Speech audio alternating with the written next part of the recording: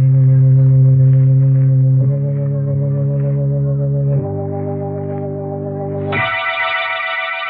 Tea and Lipton Soup presents Inner Sanctum Mysteries.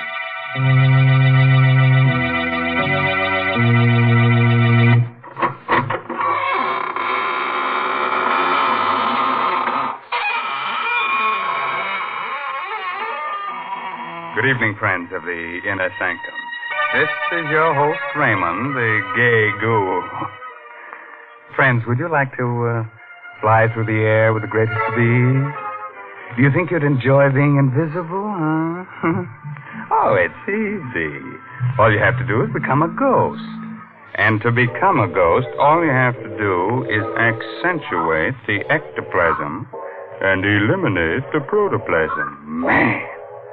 If that doesn't work, we'll introduce you to one of the characters on our show. He'll take care of you. And that's the truth. What awful people on this show. Wherever do you find them, Mr. Raymond? Well, it's simple. All you have to do is turn over a rock, and out they come crawling. And just suppose you were looking for decent people. How would you find them? Oh, well, now, Mary, you were the one who showed me how I just go snooping around houses, peering into windows, and I'd find all the nice people drinking Lipton tea. Oh, dear, there you go making fun again. You know, maybe if you drank Lipton tea, you wouldn't be such a bitter, unhappy person. Yes, there's something so warming and cheerful about Lipton. I guess that's why lots of folks drink it not only at meal times, but between meals, or whenever they get a chance to sit down and enjoy Lipton's famous brisk flavor. That word brisk, B-R-I-S-K, explains a lot when it comes to tea flavor. Brisk means that Lipton tea always tastes tangy and bracing. It's never flat or wishy-washy. That's right. You just don't know how good tea can be till you know how good Lipton's is. All right, Mary. As long as you're in the kitchen, you'd better sharpen up a couple of knives, as our main character tonight is going to use them. The story is called Song of the Slasher. It's an original radio play by Milton Lewis and stars Arnold Moss in the role of Detective Dan Miller. Are you ready? Then gather close and listen. If you find you're getting too many chills, then just sit in the fire. A thick, murky fog hangs like a damp veil over the waterfront. Streets are deserted. The buildings loom like tombstones in a cemetery. No living soul can be seen because people who sense stay behind locked doors. The slasher has murdered and mutilated his fifth victim in 8 days. In a drab, lonely little room, a young woman suddenly looks up when she hears a door close. Hello? Well, what's the matter? Can't you speak? Hey, you get away from me. Get back up. That knife. What are you doing with that knife? You're a slasher. Help! Help me, someone! It's the slasher! Help! Hello, police headquarters. Hello? It's the slasher. What are you talking about? He's here. 12 Dock Street. He's upstairs. Miss Donnell's apartment. I can hear it screaming now. He's with her. I go up, but I'm an old man. It's the slasher. He's killing her.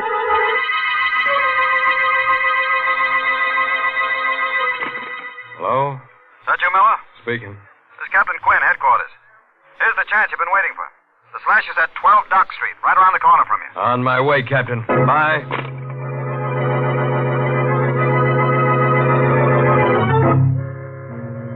And that's how it started. A detective is asked to do some queer things in the line of duty. I didn't mind moving down to the dump at the waterfront with my wife, if it would help catch the slasher. So when I got the call, I rushed out of my joint and beat it down to 12 Dock Street. Oh. Where is he? Where'd he go? He... Listen, Don't do that. I'll get you a doctor. And listen to me, sister. Donnell, her name is. Are they going to send an ambulance? Yeah, but it won't do her no good. You were too late. Did you see the guy who did it? I saw nobody. He can't be far. He was here a minute ago. I heard someone go out the back way. When? A minute ago. Listen. It's coming from that alley down there. Fog's so thick you can't see 2 feet ahead of you. The back way goes into the alley. Well, then it's him. The slasher.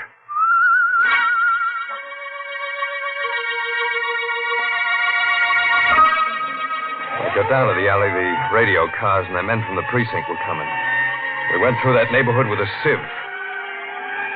But we couldn't find the guy who whistled that queer tune.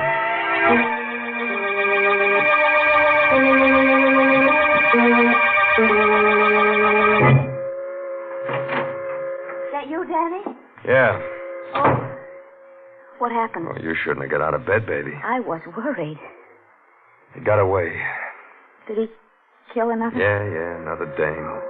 It wasn't so foggy I could have seen him. That's how close it was. Any clues? No, nothing to speak of. Hey, look, baby, don't you worry about this. You go back and get some sleep. I'm frightened, Danny. That man is somewhere in this neighborhood and us living here. I shouldn't have brought you down here. You're going back to our old place tomorrow. No, I'm not. I don't want you here alone, and I want to stay with you. Shut up. Danny. Listen. You hear that, don't you? That ain't something I'm hearing in my head, is it? Danny, what are you... Answer me. I want to make sure I ain't hearing Well, things. of course I hear it. It's someone whistling, but why are you acting like this? The slasher whistles that tune. Are you sure? Yeah, I heard him tonight. Then the killer... The slasher must be somewhere around here. I'm going out, baby. Lock the door.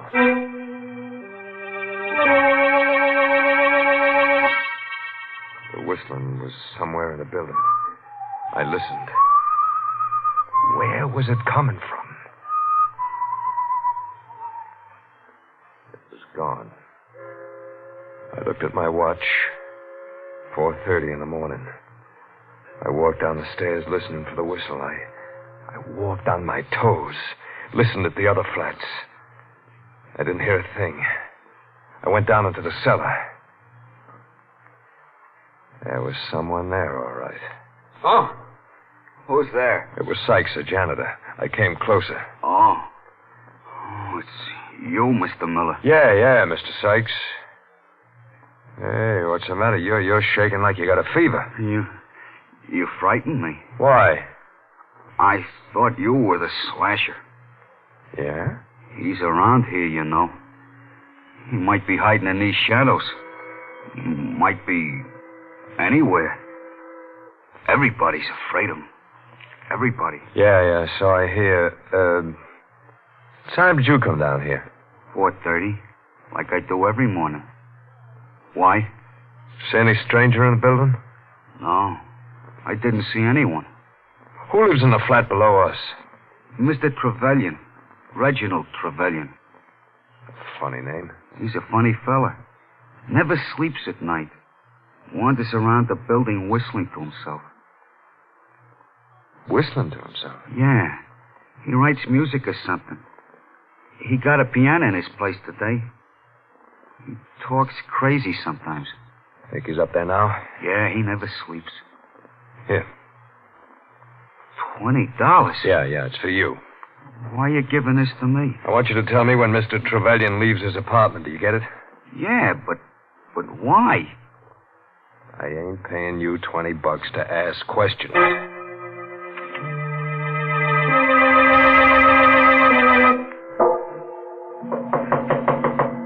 Who's there? Miller. Mr. Miller. Yes? What is it, Mr. Miller? My wife and I live upstairs. I know it's kind of late, but, can I come in here for a minute? Of course. Hope I'm not disturbing you. Oh, it's quite all right. You the people who moved in a few days ago? That's right. Glad to know you. My name is Reginald Trevelyan. Dan Miller's mine. You been up all night? Yes. Why do you ask? Because maybe you can help me. Someone tried to break into our place at about 4:30 this morning. Really? Mr. Miller, You think your wife would be very annoyed if I play the piano now? No. No, I don't think so. She likes music. Does she? Seemed like a charming girl. I noticed her when you first moved in. You're very lucky to have such an attractive wife.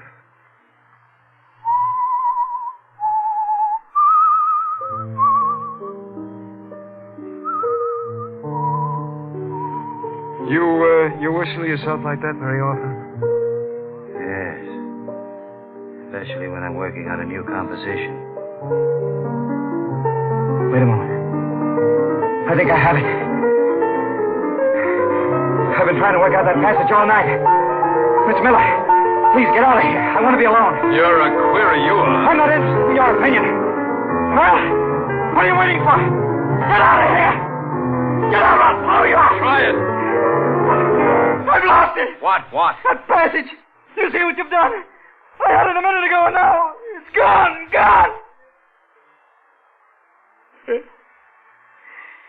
It's how it's been lately. I keep forgetting things. I'm sorry if I was rude to you. I didn't mean to be. Mr. Miller. Good night. Mr. Miller. Is it really true what it says in the papers about the slasher? That he has the whole neighborhood trembling in terror? Yes. Lovely. Trembling for their miserable little lives. Worried about their dirty little souls. Shivering in fear in their ugly little rat holes. If I knew who the slasher was, I'd embrace him. And give him every penny I have. Why? Because I hate them. Because they laugh at me. Because... Good night, Mr. Miller.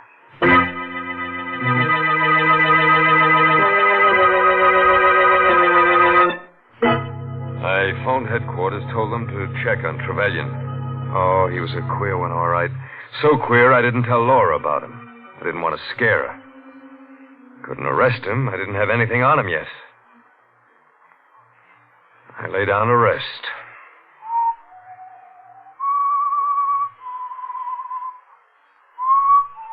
Maybe I heard it in my dream. Maybe not. But I heard that whistling again. That same tune. I think that's what woke me. I looked around. Laura. She was gone.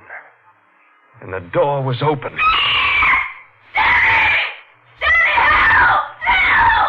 I rushed out. The hall was filled with thick fog. In the yellow light, I saw a crumpled heap on the floor. I recognized Laura's bathrobe.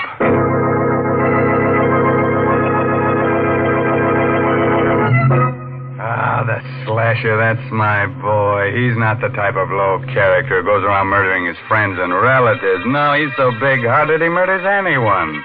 Even people he was never introduced to. He's no snob. Snob?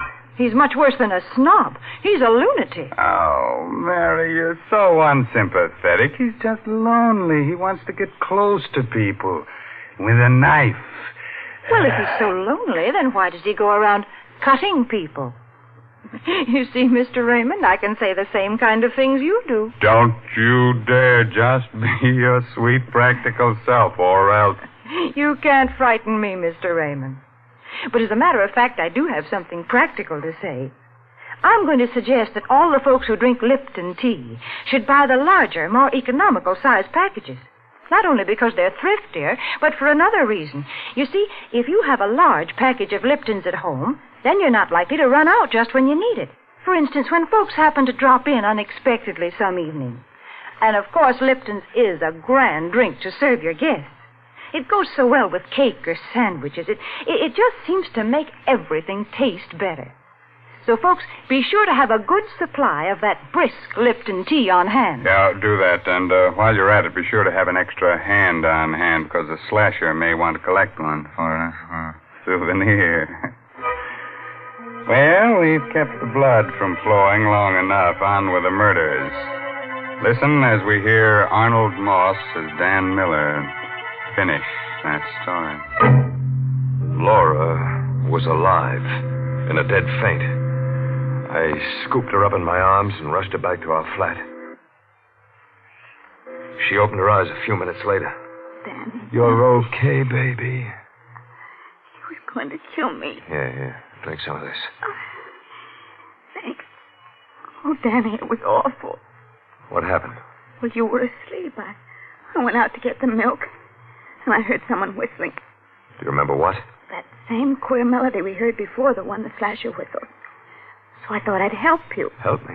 I thought I'd see him. I walked quietly down the hall, and there was no one there. Then I turned the corner. Yeah? I saw the knife gleam. Someone was hiding in the shadows. He grabbed my neck, and I screamed. I screamed, Danny. I screamed so I thought I'd burst my throat, and then it all went flat. Did you see him? No, but I felt his hands on my throat. They were strong hands, fingers like steel, and I... Oh, Danny, I'm sorry. I can't even talk about it. Now, lie down. You'll be all right. But when you think that he's right here, maybe living in this building... Well, he won't be here long. I'm calling headquarters. You know who he is. I got a good idea. Now, just let me get on that phone and... Oh, Danny, maybe that's him. Now, take it easy, kid. Who's there? Right. It's just a janitor, baby. Oh. What do you want? He went out. Trevelyan? Yeah. Okay. Laura, get dressed. I want to get you out of here before the trouble starts. I'll be gone for a few minutes. Where are you going? With Mr. Sykes. You got a key, Sykes? Yeah, but I'll have to go along with you. You can't take anything. You know what this badge means? You a detective? Yeah. Now, let's go. What are you doing here? Looking for the slasher? I'll write you a book about it, pal. Now, here's his joint. Open the door. All right. But you'll have to hurry. He may come back any minute. All I want is enough evidence. I'll take care of him when we get it. The door's open. Come on in. It was 8 in the morning. But it could have been 8 at night. The fog was so thick. I knew this was it. I couldn't take any chances. I had to get all the evidence on him before I nabbed him. And I had to get it without him being wise. What are you looking for? Knives. We know he's got at least 3. I don't see none. Neither do I. Maybe it's a bum steer. I could be wrong. Hey, what's this? Music. He's always writing it. I used to be a choir boy once. They taught me how to read them notes. I wonder if I still can. Why? Because I think this may be a tune I'm looking for. Now, let me see.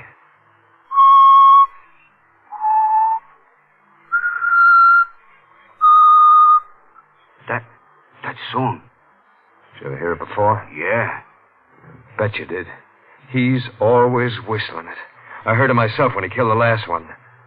You gotta find those knives. You better hurry. I think he just went out to get some breakfast. I looked everywhere. Couldn't find the knives. I couldn't bring a guy in just because I heard a song. I found a bunch of keys. They were trunk keys. But there was no trunk. I think I hear him coming. Never mind what you think. Where does he keep his trunk? In the storeroom in the cellar. He's always going down there for things. Hold it. That's him. Yeah. Come here. There's room behind this upright piano for both of us. What, the piece to Shut up. Get behind here and hurry.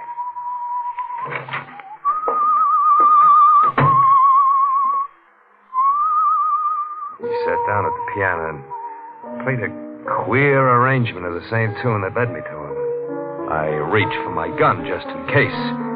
Suddenly, I felt the sweat ooze out of me.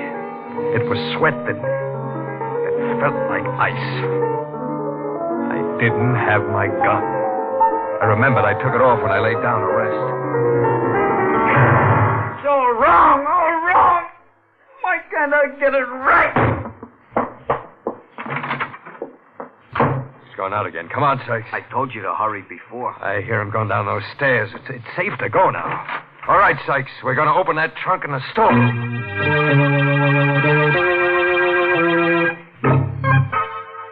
Here's his trunk, Mr. Miller. This key should open it.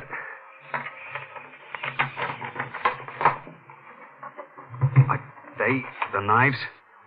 Yeah. The knives. Look at them. covered with blood. Sykes, go to the police precinct. Tell them Miller sent you. Tell them to come over here with as many men as they can spare. All right. I took the knives and put them under my coat. Went up to my room.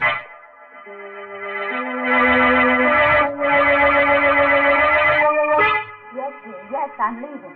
I'll be home soon. I could hear Laura talking on the phone with someone. I opened the door. Oh, of course. I better hang up now. Danny just came in. Goodbye, darling. Who are you talking to? Mother, I'm ready to go. Oh, wait a minute. There's no rush. Listen, Danny. It's that man at the piano. Sounds like the Slasher song. Yeah. What have you got there? My gun. Come on, baby, we're going. That man playing the piano. Are you sure he's the Slasher? Yeah. Positive. Danny, you're hurting my arm. Oh, I'm sorry. I'm a little nervous. That's his place. Come on in with me. Come in with you? Yeah. I figured out a way to trap him. But, Danny, Don't be scared, baby. You'll be okay. Oh. You? Yeah, Mr. Trevelyan. I'd like you to meet my wife. I'm delighted. How do you do? Would you like to hear something? It's a composition I've just completed. I've had a great deal of trouble with it. But I think I've got it right now.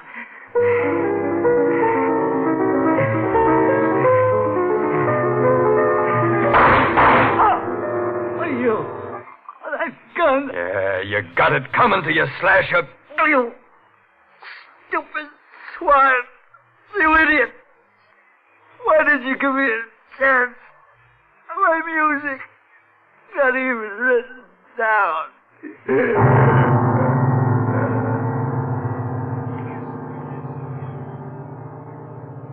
Danny. You murdered him. Yeah, Why? you'll find out. What are you going to do with that knife? It's one of his knives. Stand still, Laura. Danny, do with me. In a minute. Danny, what's the matter You with got you? it coming to you, too. Danny! I know who you were talking to on that phone. It wasn't your old lady. What? It was Jerry Boyd, that guy who lives next door, wasn't it? Answer me, wasn't it? No! Lie to me. So this is why you made me come down here with you. You planned this all along. That's right, baby. And that's why I had you insured for $40,000. Oh. You made one bad mistake. You married a smart cookie. You're going to kill me and blame it on the Slasher. Yeah. No! Help me, someone help me! Danny, don't!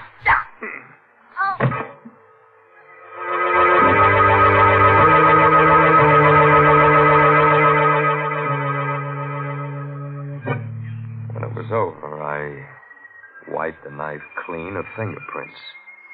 And then I smeared Trevelyan's hand over the handle. I knew what to do. Made it look good, made it look perfect. There's a way to get away with murder. And I found it. I thought.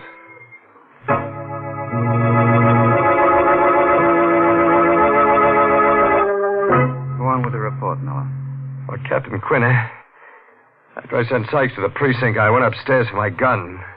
My wife wasn't there, and got the gun, and I heard a scream. I rushed to his place. I opened the door. I saw Laura. For a second, I thought I'd pass out. Yeah? He grabbed a knife and come at me, and I shot him and killed him. Oh, Laura. She was insured for $40,000, wasn't she? Yeah. Well, what difference does that make now? A lot of difference, Miller. I want you to meet someone. Come in, Sykes. Yes, Captain. Did you hear Detective Miller's report clearly? Yes, sir. Was he telling the truth? No. He lied. What are you talking about? I didn't go to the police when you told me. I hid in the cellar. I saw you go upstairs. I saw you get your wife and go to Trevelyan's place. I listened at the door. I heard you shoot Trevelyan and then murder your wife. Captain, the man's insane. Yes, Miller. A homicidal maniac. I'll take away his coat. You see? He's handcuffed. I don't get it. He's the Slasher. He? It's impossible. I told you about that melody. Why, it's still on Trevelyan's piano. Trevelyan copied down that melody after he heard Sykes whistle it. Yeah. I whistled the whole thing for him. But the knives I found in Trevelyan's trunk. I put them there. I knew who you were. Sykes was trying to frame Trevelyan. He's made a complete confession, Miller. But how did you find out When that you asked us to check on Trevelyan, we discovered that he's quite a famous, if eccentric, composer. I checked up on the other people in the building at the same time. I found out that Sykes escaped from the State Institute for the Insane 2 years ago. He's confessed. Yeah. I'm the slasher. Why should Trevelyan become famous for what I'd done? You had a perfect crime all figured out, Miller. But you made one little mistake. You decided the wrong person was the slasher. Even a copper can't pull a perfect one, Miller.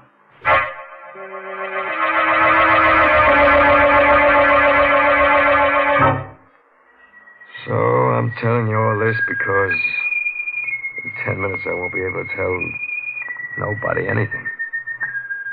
Ever since I made my report, I've been hearing that song in my head. Like somebody whistling it. Soon I won't hear that either. It's a nice tune. Kind of sad.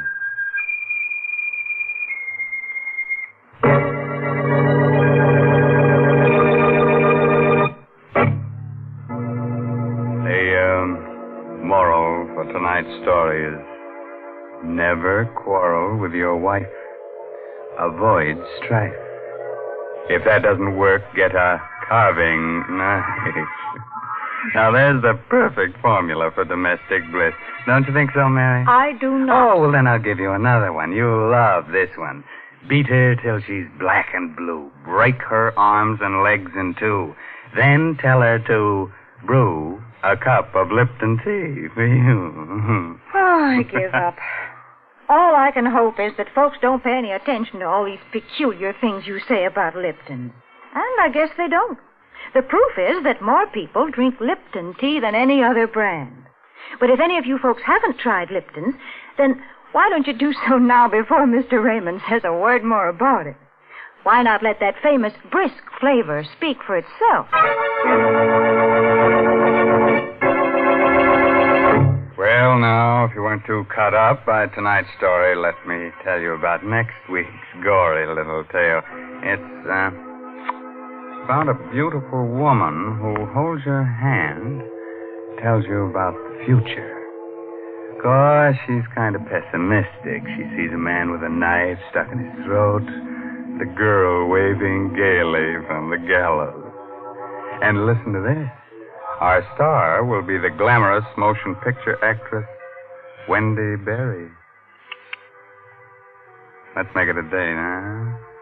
Oh, by the way, this month's Inner Sanctum mystery novel is The Lucky Stiff by Craig Wright. And now I guess it's really time to close that squeaking door until next week at the same time when Lipton Tea and Lipton Soup bring you another Inner Sanctum mystery directed by Hyman Brown. So until then, good night. Pleasant dream time.